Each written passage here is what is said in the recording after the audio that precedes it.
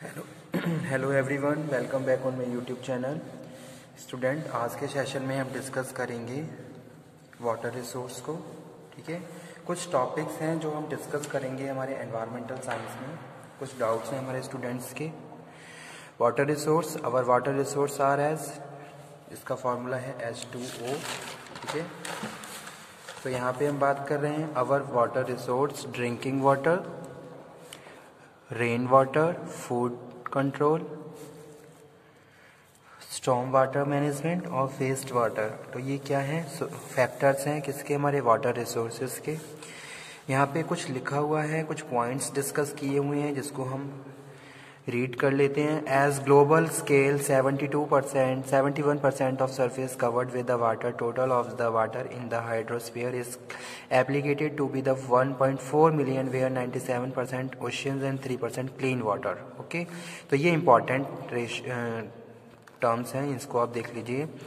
There are number of sources where water can be utilise और multipurpose, various purpose. Okay, the percent of fresh water is very low, where ocean contain percent is high. The following diagrams describe the water resource management. ठीक है, तो ये क्या है, factors हैं जो हमारे वाटर रिसोर्स से रिलेटेड है। जैसे कि ड्रिंकिंग वाटर है, water resource, our water resource include drinking water, rain water include करता है, food control, storm water management और वेस्ट वाटर। ठीक है, अब यहाँ पे हम बात कर रहे हैं figure which is related to water resource management. तो यहाँ पे एक फिगर बनाया गया है, जैसे कि यहाँ पे हम बात कर रहे हैं कैप्चर्ड रेन वाटर। ठीक है, conservation, demand, strong treatment and transport, ground water, prescribe captured rain water. ठीक है, अब ये ग्राउंड वाटर है, ये प्रिस्क्राइब कैप्चर्ड रेन वाटर है। ठीक है, अब ये सारी चीजें क्या है, आपस में क्या है, कनेक्टेड है।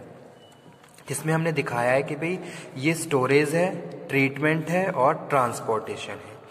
किसका, ग्राउंड वाटर का और रेन वाटर का। ठीक है, कितनी नेट डिमांड है इसको भी दिखाया गया है और उसके कंजर्वेशन की बात करी है। ओके, तो ये क्या है, figure of water resource management. उसके बाद हम डिस्कस कर रहे हैं student water resource cycle. Okay, water resource are sources of water that useful for potentially useful. Use of water include agriculture, industrial, household, environmental activities, etc. The majority of humans use require fresh water. 97% of water on earth is salty and 3% of fresh water available. तो आप देख लीजिए कितना कम पानी available है, fresh water. और आज के टाइम में बहुत सारी ऐसी प्रैक्टिसेस भी हो रही हैं जिसकी वजह से हमारा पानी क्या है, पॉल्यूट हो रहा है। ठीक है, लेकिन हमें क्या करना है, we have to conscious such areas are notified है जहाँ पानी की बहुत ज़्यादा कमी है। ठीक है, तो उस हिसाब से हमें क्या करना है, अपने इस जो भी हमारा वाटर है इसको मैनेज करना है, ताकि आने वाले टाइम में हम अपने सामने ऐसी प्रॉब्लम्स को फेस ना करें। Okay, so here the majority of human use require fresh water. 97% of water on earth is salty and 3% is fresh water. Over 2/3 of this is frozen in glacier and polar ice caps. The concept of water resource multidimensional. It is not only limited but physically measure also required analyze water phenomena. Water resources, तो ये क्या है, एक diagram figure फिर मैं यहाँ पे आप लोगों को दिखा रहा हूँ। ओके, जैसे कि क्या है, ये सी है, वाटर साइकिल की बात कर रहे हैं यहाँ पे हम। ठीक है, पानी क्या हुआ, सनलाइट से क्या हुआ, इवोपोरेट हुआ, क्लाउड्स बने, क्लाउड्स फिर क्या हुए, रेन हुई। ठीक है, तो ये पूरी क्या है, एक साइकिल है। फिर वो रेन क्या है, फिर लैंड पे आई, फिर जमीन में गई और कुछ हमारे जो सी है, सी लेवल पे सी पे पहुंच गई। फिर अगेन क्या हुआ, पानी इवोपरेट हुआ और फिर क्या हुआ, वो कंडेंसेशन के थ्रू, यानी कि ये प्रोसेस चलता रहता है। इस प्रोसेस में क्या है, सन play very important role.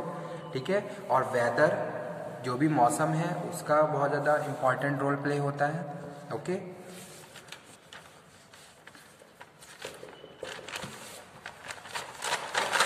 After that student next one है types of water resources, renewable water और non renewable water. Water resources report focus on renewable water. These define as the average manual flow of rivers and recharge of aquifers. The computation of actual renewable water resources of a country take account of possible one in the flow resulting from abstraction of water in. ठीक है. The study also receive available information on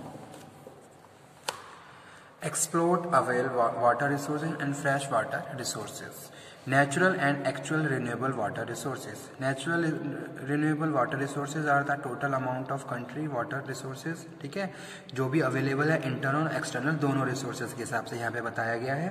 ठीक है, both surface water and ground water which is generated the hydrological cycle water. The amount is computed yearly basis, यानी कि जो ये amount है yearly basis पे कंप्यूट होता है. ओके तो यहाँ पे हमने जो बात करी वो किसकी बात करी, रिन्यूएबल वाटर और नॉन रिन्यूएबल वाटर की. Use of water resources. More than 99% of earth water is natural state which is unavailable और unsuitable for the human use. The amount of fresh water which is required for human beings survive on the earth less than 1%. This water which is available fresh water comes from the land and groundwater sources. ठीक है, तो यहाँ पे क्या बात कर रहे हैं हम, यहाँ पे बात कर रहे हैं कि भाई कितना % अवेलेबल है और उसको हमें किस तरीके से यूज़ करना है. जैसे कि मैंने अभी बताया कि भाई 97% जो वाटर है वो सॉल्टी है जो कंटेन करते हैं सीज, और 3% वाटर क्या है, फ्रेश बॉडीज़ है, जहाँ पे 3% ही पानी है और उसको हम क्या करते हैं, कंज्यूम करते हैं. अब ये देखिए कि भाई किस तरीके से हमें इसको हमें सेफ करके रखना है और किस तरीके से उन सब प्रैक्टिसेस को रोकना है जो हमारी वाटर को पोल्यूट करती हैं. ओके तो उसमें मोस्ट इम्पॉर्टेंट जो फैक्टर्स हैं वो क्या है, पॉपुलेशन का भी है, इंडस्ट्रियलाइजेशन का भी है और अनअवेयरनेस भी है. ये सारी चीज़ें भी बहुत ज़्यादा हो रही हैं और कुछ ऐसी प्रैक्टिसेस जो क्या है अनएथिकल हैं. तो ये सब चीज़ें हैं, इनको हमें प्रिवेंट करना है ताकि हम अपने वाटर को पोल्यूट होने से बचा सकें और वाटर की स्केर्सिटी जैसी प्रॉब्लम को फ्यूचर में फेस ना करें. ठीक है, तो वो यहाँ पे हम बात कर रहे हैं. Surface water resources, sea water, river and stream, lake and pond. जो सरफेस वाटर के रिसोर्सेज हैं वो कौन कौन से हैं, समुद्री पानी, नदियाँ, झरने, तालाब, ओके, डैम और रिवर वैलीज. ठीक है. सी water, ocean contain about 97% of the total water in the world, but ocean water contain high concentration of salt in solution. It becomes uneconomical to make the water potable. Still, in the places where sea water is only surface source available, then concentration of water decline by the functional activity and make multi-purpose. ठीक है, यानी कि जहाँ पे पानी, समुद्री पानी है और अदर सोर्सेज नहीं है तो उसको क्या किया जाता है, ट्रीट किया जाता है, उसकी कंसंट्रेशन, उसके सॉल्टीनेस को डिक्रीज किया जाता है ताकि वो पानी पीने योग्य बनाया जा सके. ठीक है. रिवर एंड स्ट्रीम्स की बात कर रहे हैं. River and streams are important source of water from the sources is generally more variable in the quality as well as the satisfactory rather than sea water. Okay, उसके बाद जो next है वो है लैंड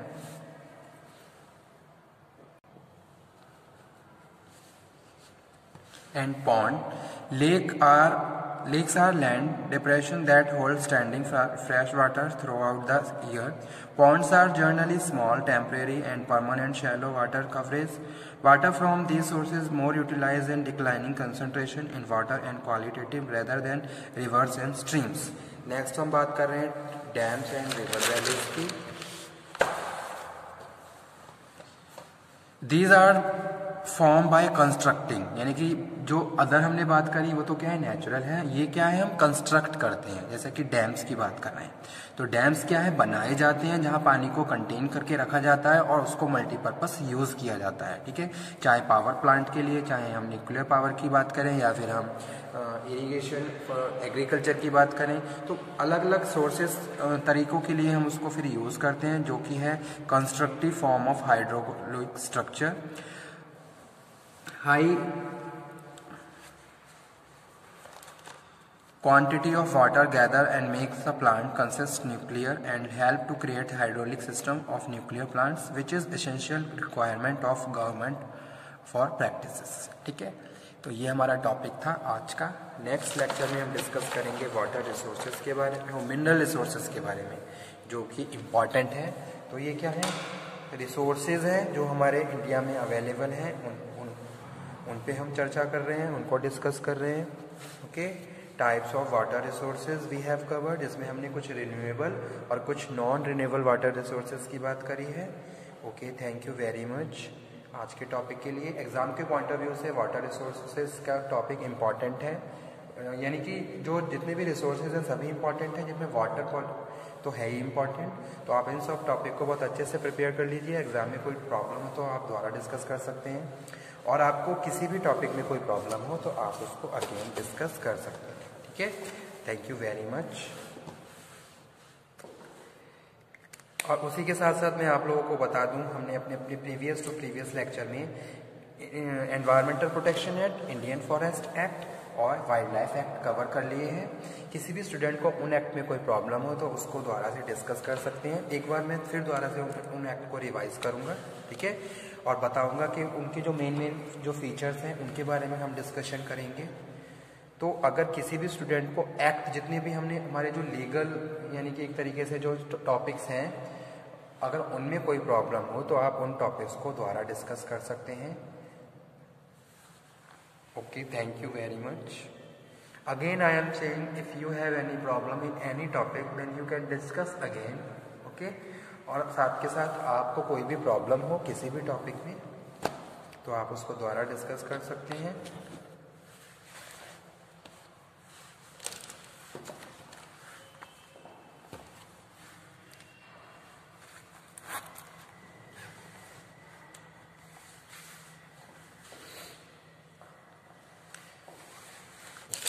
इस टॉपिक को हम यहीं फिनिश करते हैं। Thank you very much. Figure आप ज़रूर बना के आइए। एग्ज़ाम के पॉइंट ऑफ व्यूज़ में से जो फिगर हम बनाते हैं, डायग्राम जो अपने क्वेश्चन पेपर में अपने आंसर कॉपी में ऐड करते हैं, वो बहुत इंपॉर्टेंट रोल प्ले करते हैं हमारे मार्क्स के लिए।